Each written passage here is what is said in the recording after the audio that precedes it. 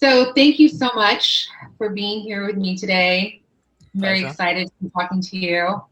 Um, my name is Karina Estevez. I started with C19 Coalition in March of 2020.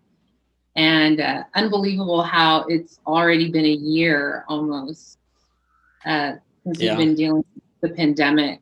And when I started at C19 in the hotline.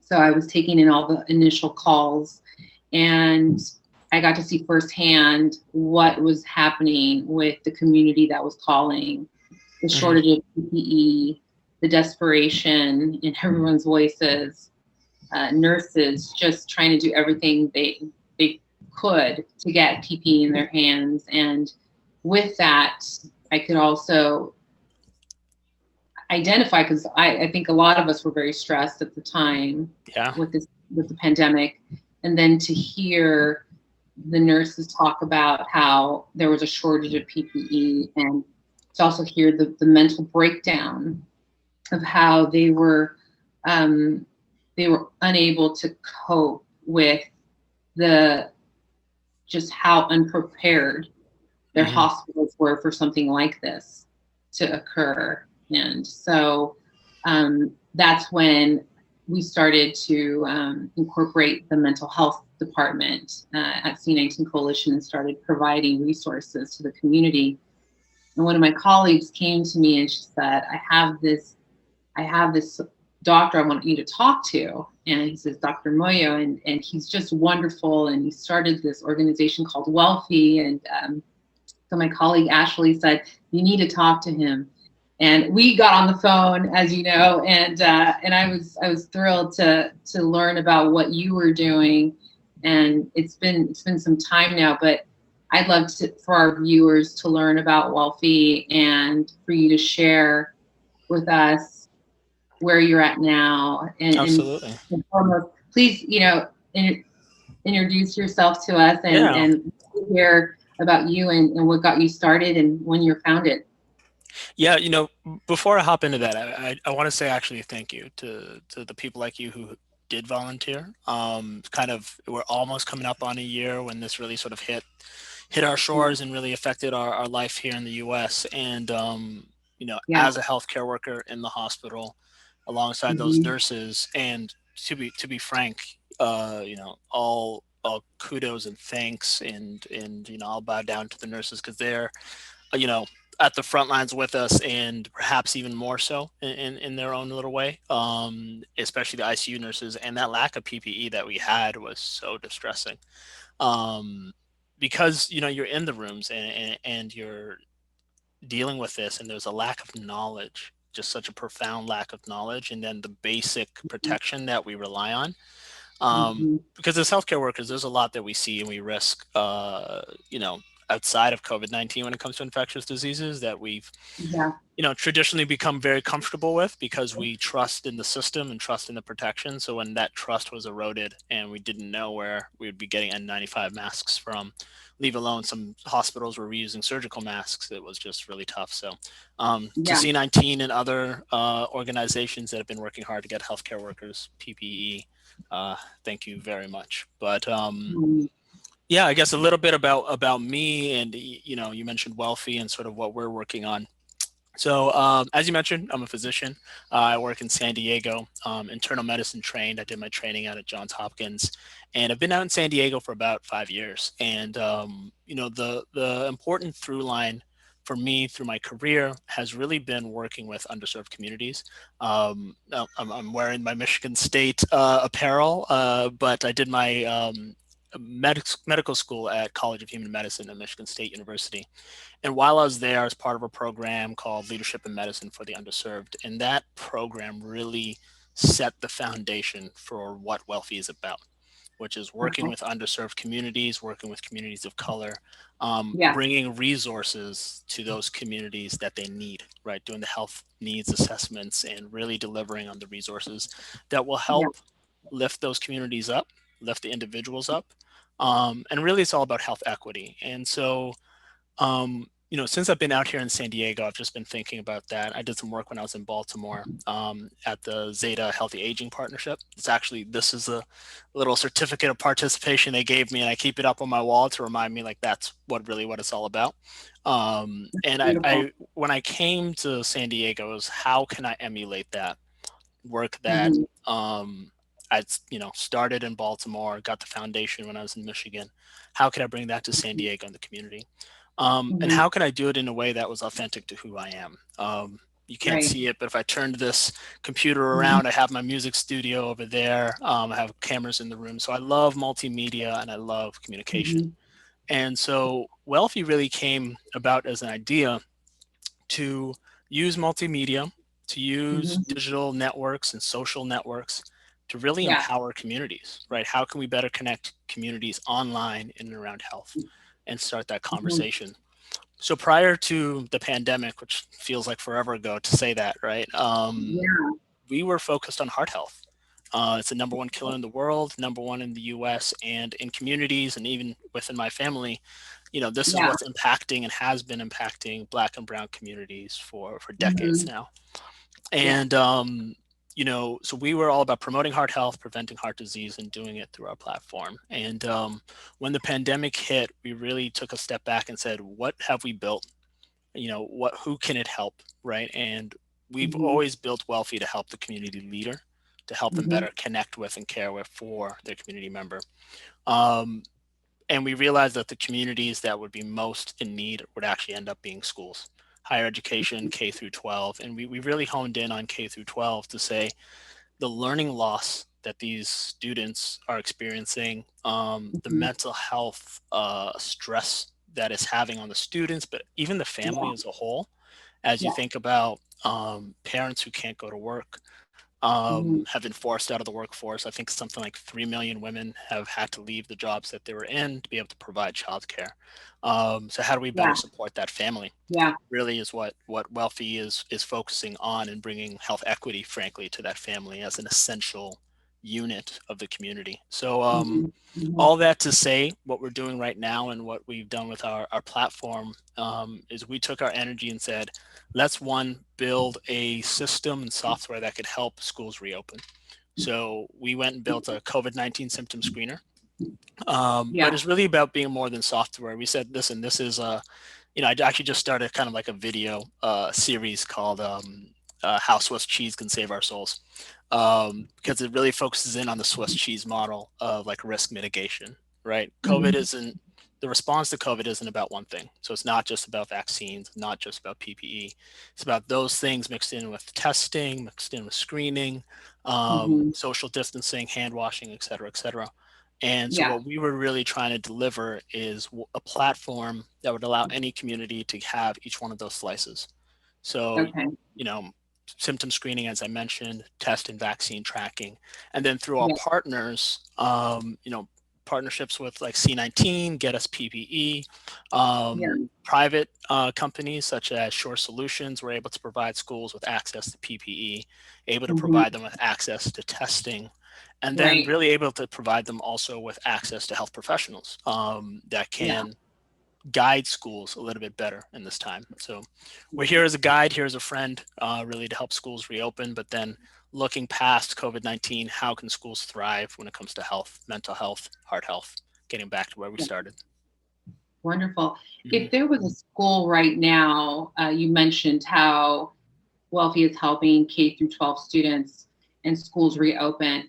For a teacher or a principal, what would that look like if they were to come to you and say, we really love what you're doing. How can we help? And also, how can we be a part of this community and track COVID in our schools? How would Absolutely. you go about that? Yeah. First, I'd send them to wealthy.com and tell them to Okay. click on that contact us button and get in touch with me. Okay. I'm on the other end of that button, as it were. Okay. Our COVID-19 symptom screener and tracker we're offering actually free to Mhm. schools, at least for this calendar year. We've had some Mhm. really great sort of grant support that we can do that, which is exciting. Oh, So that's we want to awesome. get it into schools because we think it's important that they have um, as rapid as possible a return to normalcy. And not to say we're going back, but Mm-hmm. we've been talking with educators, and you Mm-hmm. know, here in California, for example, every school needs to have a COVID coordinator. Yeah. And that COVID coordinator isn't a public health official that they're bringing in. It's Yeah. teachers, it's coaches, it's school admin who are Okay. now being pulled away from their purpose and their job to do this other thing, right? Mm-hmm. Um, Mm-hmm. and so for those teachers, for those principals to engage with us, we're really Mm-hmm. trying to say, how can we support that COVID coordinator? How can we support actually their entire community is what we're Okay. focused on Right. when it comes to Yeah. COVID-19, because you need somebody to interface with the parents and provide them really good Mm-hmm. information and break this down. You need Yeah. somebody to interface with your staff, and that necessarily shouldn't be Mm-hmm. a school admin who's that's public health isn't what they do. So we want to Mm-hmm. be there as a member of the team to help communicate this. That's great. And do you have, would you be able to show us a demonstration? I don't know if that's Yeah, possible, of how they might be able to utilize the app, and also maybe how it potentially tracks the students. Is that possible? Or absolutely. Let me share my screen with you. Let me give me the thumbs up and let me know when you're seeing my messy desktop there. You see my screen? I do. Wonderful. Um, so at Wealthy, we really try to focus on three things: education of the individual, engagement in and around health, and then empowering them to make the right decisions. So for COVID-19 specifically, we created this dashboard really for it to be a bit of a home base so you can get information about what's happening. So individuals can come here, I'm in California, see what's happening in the area. And then we're actually pulling in the Johns Hopkins dashboard as well into our site so they can get all of that in one place. But the primary, day-to-day experience is your community members, your parents, your students, your staff. They get a reminder email from Wealthy saying, take your COVID-19 symptom screen. They log in Okay. here, and we're utilizing the CDC recommended questions for COVID-19 symptom screening. I The see. benefit of our system, and this is, the schools that we're working with, is this now decongest the morning, right? There's no Mhm. more of this bottleneck at the front door trying to take everybody's temperature. We allow parents to help their students, their kids do this at home. And that means that now potential cases aren't coming to campus, right? Yeah. So that's kind of the good thing about it. And then they get this pass that they can just flash when they come to school in the morning. Cool. Allows And this for is that entry. on the phone? Exactly. We Okay. did it's a web-based app, but that's mobile responsive, and we did that so we can get it on as many phones as possible. Ah, Really thinking about not having those sort of barriers to access to our app. that So, makes perfect sense. So if you're a parent bringing in your child, you flag it and they can show that they're symptom free. yep. And if you're maybe an older child, you have your cell phone and you can just flag it. So Just, yeah, yeah, it's just do a it yourself. quicker process of, oh, that's wonderful. Exactly.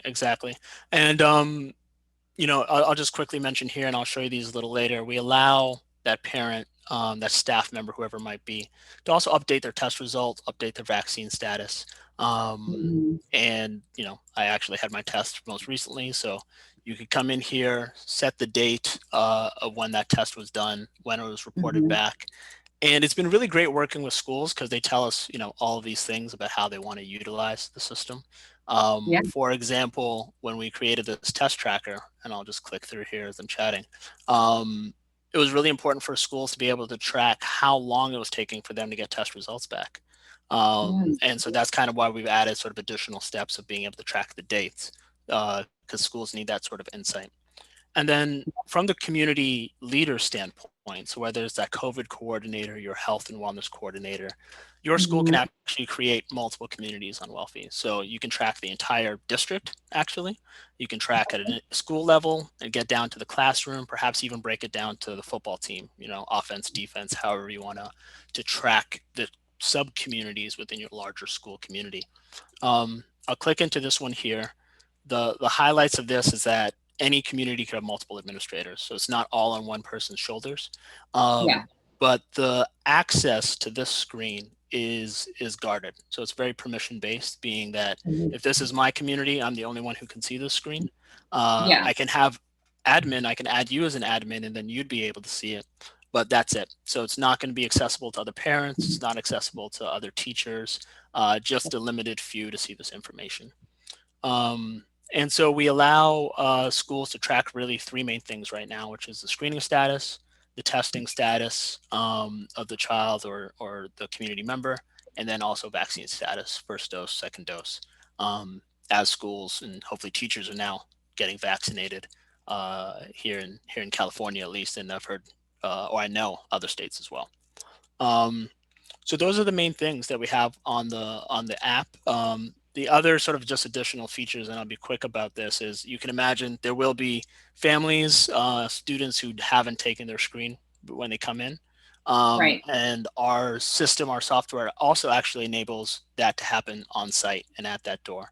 So if you do have somebody who's sitting there taking temperatures, checking on students, they can check this quickly, get through the process, get that child into the classroom quickly, and back to learning, which is really what it's all about.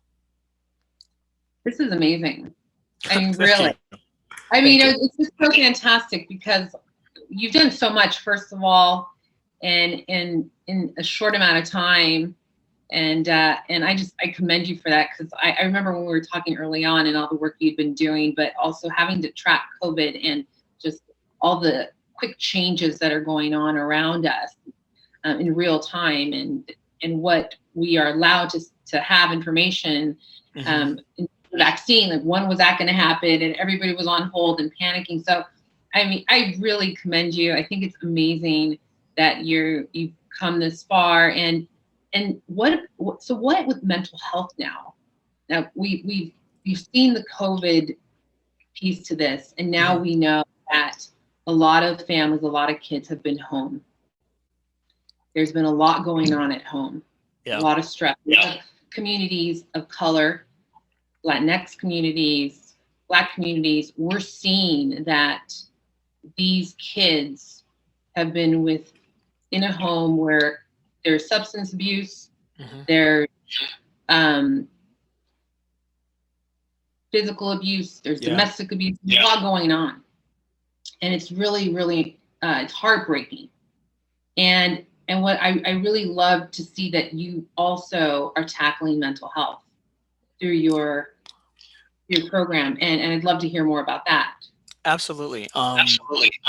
Everything you just said is so important, and it's what we're seeing. My mom's a pediatrician, actually. She's a pediatrician up in Canada, and one of our founders, her name is Dr. Naka Edwards Jackson. She's a pediatrician as well, and her and I talk almost every day, and she, was saying we're seeing this in the hospitals, right? Schools, unfortunately, right now being closed, they're not seeing it as much. They're aware of it, though. They know their students are struggling and these kids are struggling. But pediatricians are now seeing it. They're seeing a lot more behavioral issues, a lot more abuse in the emergency departments, in the urgent care centers, in the clinics.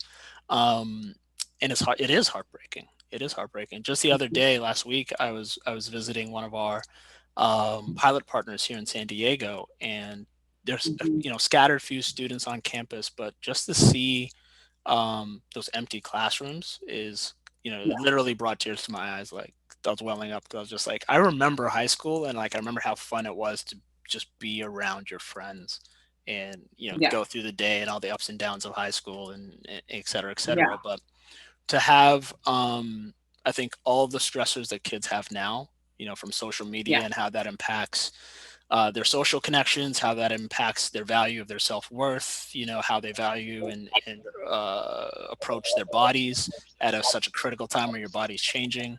To have all of that and then throw the pandemic on top of it and not have your support group, it's a horrible mix. So, what we're trying to do to approach that is education is the first piece, right?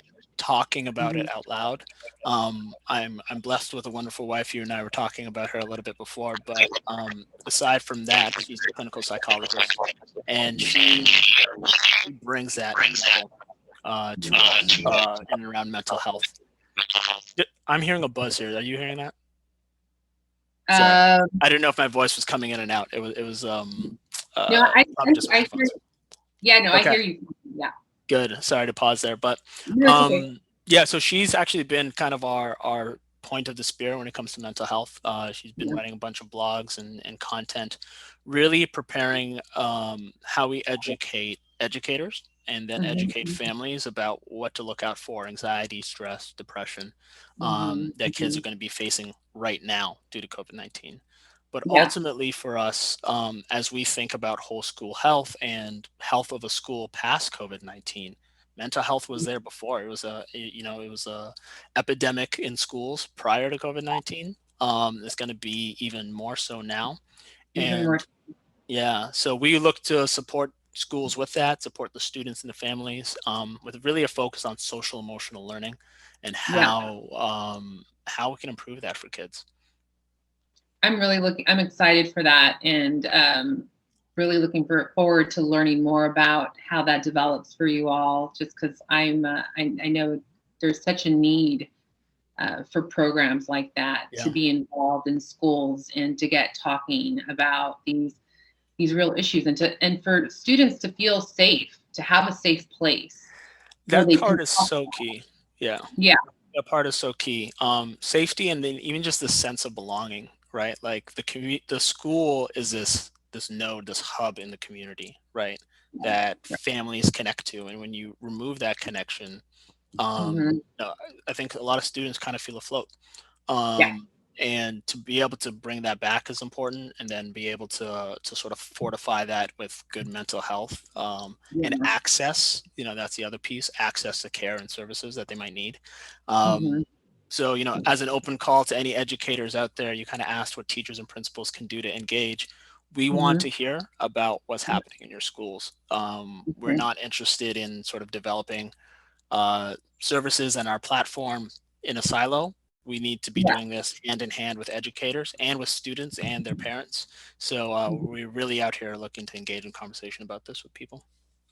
That's wonderful. Well, I feel very blessed to have this time with you and to learn more about Wealthy, and I say that because I think information is power and knowledge is power. And so with this, I think all of us who are watching, if you are in touch with the teacher, if you're in touch with a community leader, let them know about Wealthy, get them in touch, and so we can continue protecting the children that are in our cities Yeah. all around us. And so yeah, I really can't thank you enough. I'm trying to see if there's any other questions that I might have missed.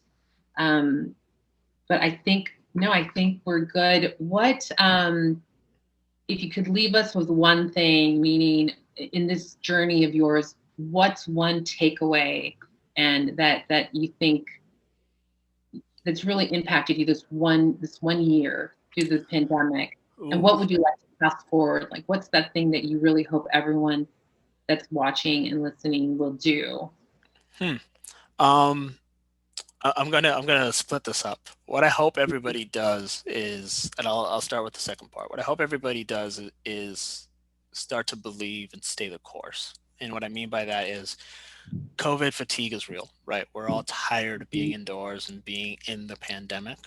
Um, but I can tell you, at least in my corner of the US, we're starting to see cases come down. And if you look at the national numbers, we're starting to see that too. But we need to stay the course. As we think about schools reopening and doing it safely, we need to be doing the hand washing. Wearing the masks is so important. Mm-hmm. Um, do social distancing and getting the vaccine if you're eligible. And Hmm. consultation with your doctor if you have questions about it. You can message me. I'm on every social media platform. I'm happy to have public conversations about that as well and express sort of my opinion on it. Um, but Hmm. I think, that actually dovetails into something that I think you said, as my takeaway, right, which is knowledge is power. Um, Wealthy is called Wealthy because it really came to me as a thought of your wellness selfie, right? If you could take a Hmm. snapshot of your health every day, you can start to understand where you're at and then start your Hmm. wellness journey. And I think it's important for people to know about themselves and know about their own health. And that's actually why we did the COVID-19 screener, right? the first thing in Yeah. the morning, check in with your health. That's what we want people to do, and get that knowledge that you need, because it's not just about checking off some questions or throwing in your blood pressure. What we Yeah. want to do as a company, as a group, is provide you with insight and content and education based on where you're at, right? Based on that wealthy. Mhm. And Right. so that knowledge is what we're, what I went to med school and residency for. I want to share Hmm. that with our communities, Yeah. and share it where it matters most, so you can make the right decision in the right time in the moment. So Hmm. seek knowledge. Please empower yourselves to understand COVID-19, understand mental health, your heart health. Hmm. Do that with Wealthy, but if you need other resources, we're here to also guide you to those. Thank you so much. And where can they reach you? Yeah, so you can get in contact with me at docmoyo@wealthy.com. I'm on Facebook, Twitter, LinkedIn at docmoyo. All right. And then honestly, please go to wealthy.com, hit contact us, because I'd love to hop on a 15-minute call, 30-minute call with anybody out there who's interested to chat. Wonderful. Thank you so much for your time, Dr. Moyo. It's been Thank you. such a pleasure always. Yeah, absolutely. I really, really appreciate it. And once again, thanks to you, the work you guys are doing at C19.